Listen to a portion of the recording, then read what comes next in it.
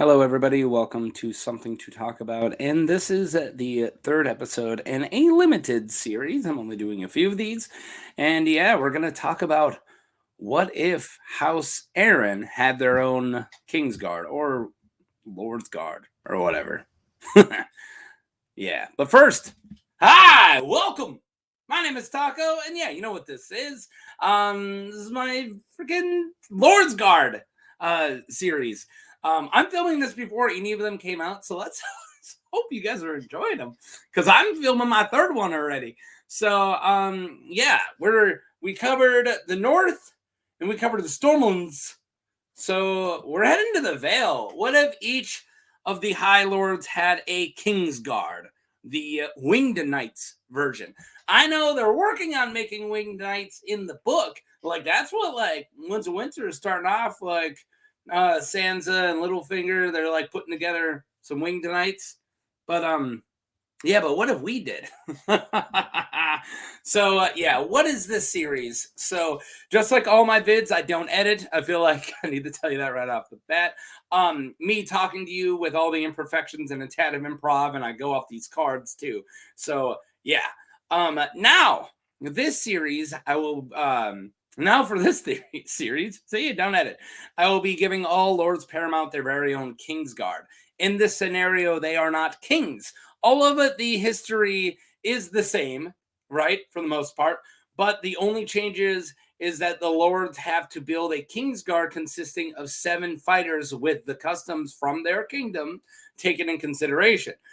This will be if they had them at the start of the books.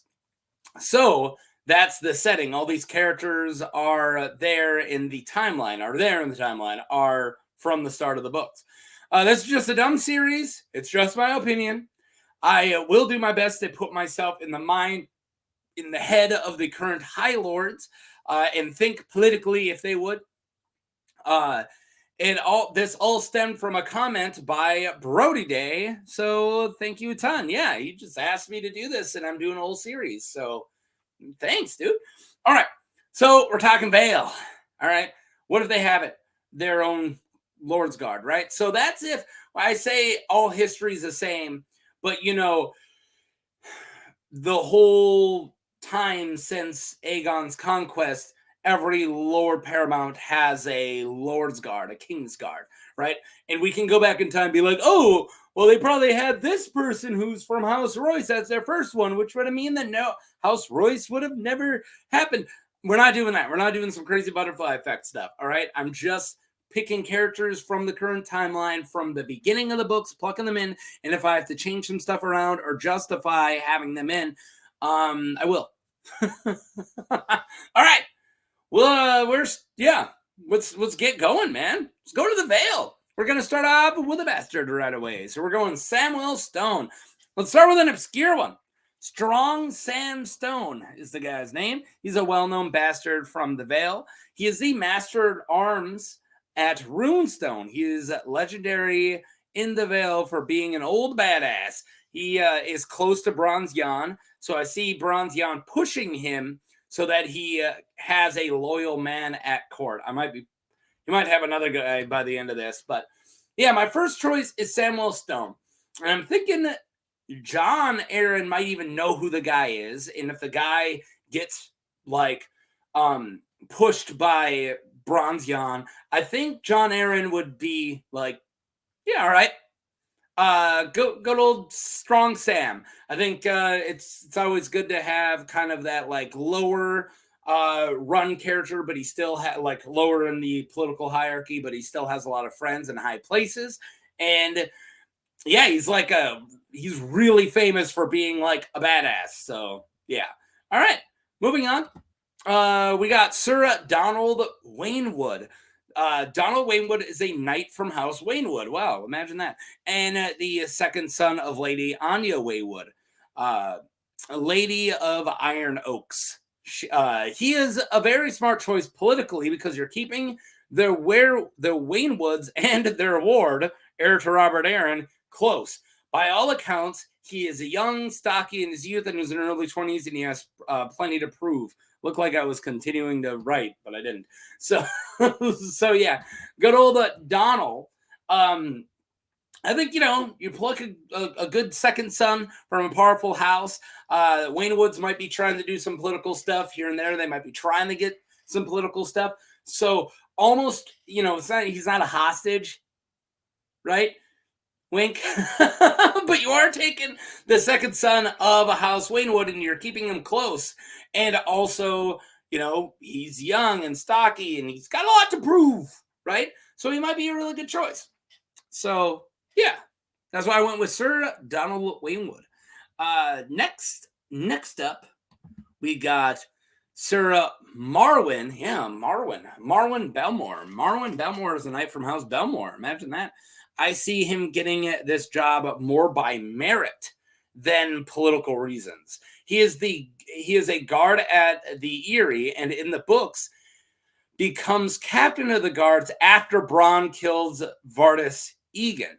Yes, that hasn't happened yet in this timeline. Vardis Egen is still alive in this timeline, but it still shows us that Marwin Belmore is kind of high up. If he was like the second choice after Vardis died, he's the next guy up. He must be really strong or a really good fighter or must have a lot of merit is what I'm getting at. So this tells me that he was second in line and must be a good knight. He has a strong name from a proud first man house. House Belmore is a proud first man house. So yeah, next we got Michael Redfort.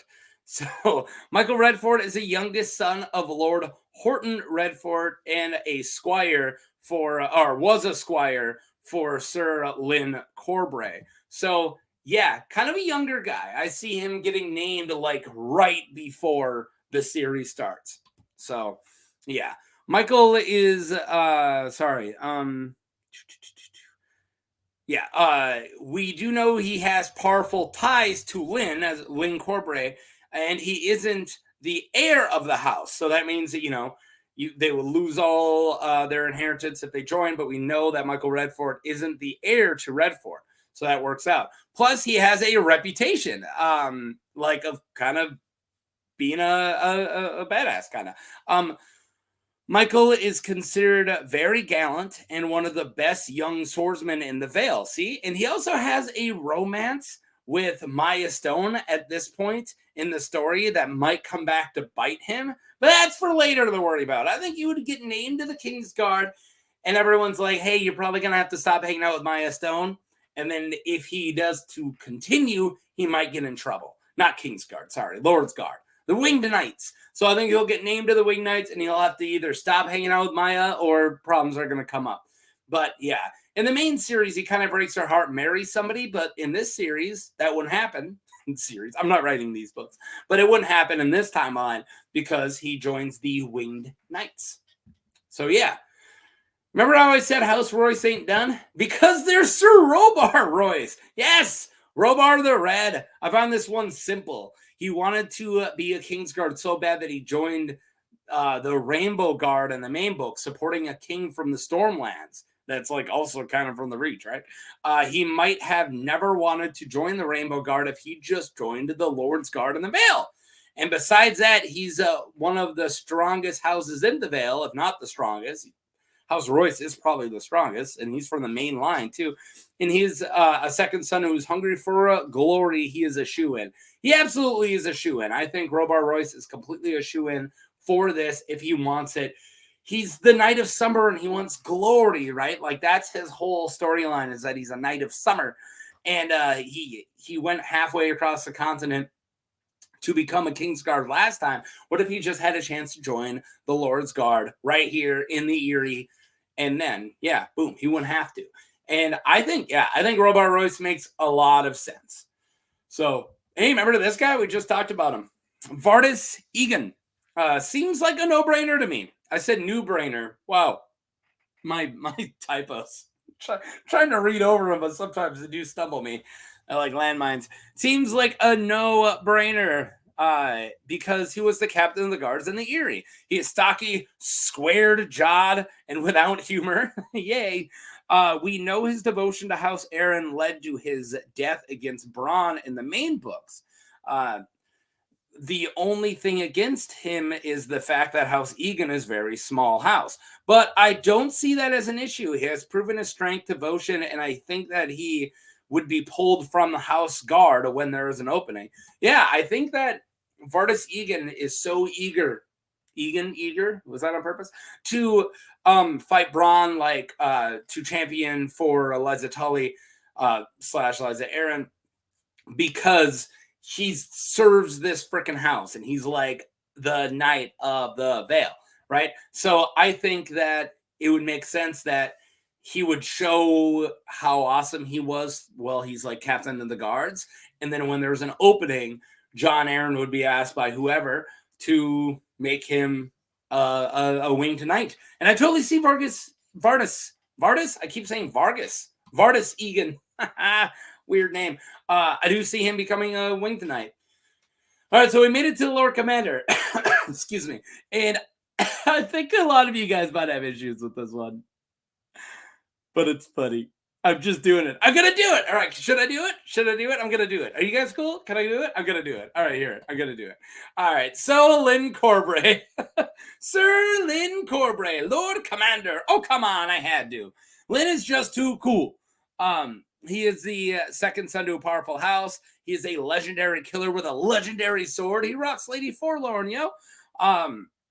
He knows he can inherit his house, and I see him trying to get the Lord Commander spot as a hunt for power. It would give him devious opportunities that a more honorable Lord Commander would never see or even contemplate. He could be very corrupt and has the skills to pull off all the corruption, right? He's smart. I see him getting a spot in the King's or in the Guard. In the Lord's Guard soon after Robert's Rebellion, right?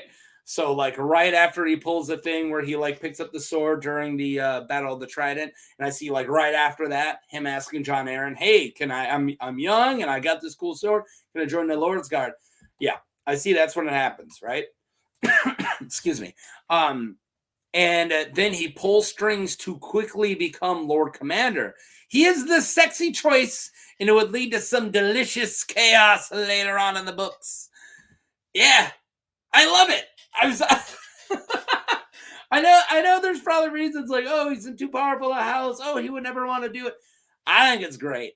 And I think the books would be like, the timeline, this is the dark timeline, because I think Lyn could do some crazy stuff. And as soon as, like, Littlefinger gets there, instead of him just being like Lord Decrelin or whatever, he is working for him like right away. I think he could either take out Littlefinger or work for him. It's delicious chaos. Yeah, Lyn Corbray. So there you guys go. This is my Lord Commanders, Lord Commander. This is my Kingsguard, but Lord's Guard for the Vale, my winged knights. Who do you guys have? I'm sure it's very different. If you're interested in any of these characters, let me know. I make videos on characters. Some of them. I wouldn't be able to do it for some of these, but some of these guys I can. Let me know what your differences are, and please, they can be different. Mine can be different. Just because mine's different doesn't make me wrong or you wrong or whatever. Be respectful in the comments. Yeah, that's all I got. Let's go. Peace.